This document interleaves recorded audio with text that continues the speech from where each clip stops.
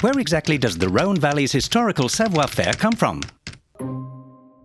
Some of the vine plants in our wine region are young, whereas others are very old indeed. 27 centuries old? Really? Well, this one here is 60 years old.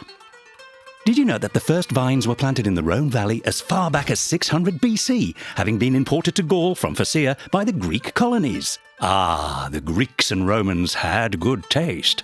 And they certainly loved to celebrate Bacchus. So this is how 200 kilometers of vines came to be planted on both sides of the Rhône River. Today, the Greeks and Romans are long gone, but thankfully not the wine. It went from the kingdom of the gods to the palace of the popes. So the popes enjoyed their wines, did they? Indeed, they did. The popes loved their wine, and this fact is attested to by the vines they had planted here. The wines from the Rhône Valley were enjoyed all the way to Rome.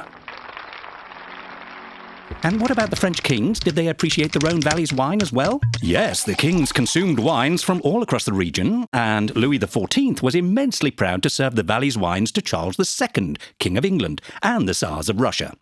In 1737, the King of France issued an edict requiring the identification of barrels originating from the Rhône. Has the Rhône Valley wine region always prospered?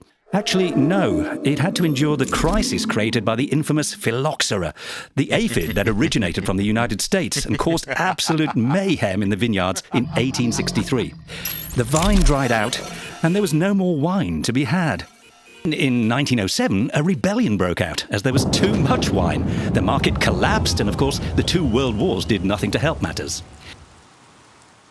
1924 saw the creation of the first cooperative winery in the Gard, followed by Vaucluse and the Drôme departments.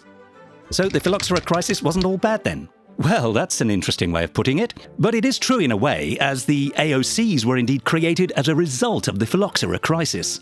The region's wines owed a great deal to one man in particular, Baron Leroy.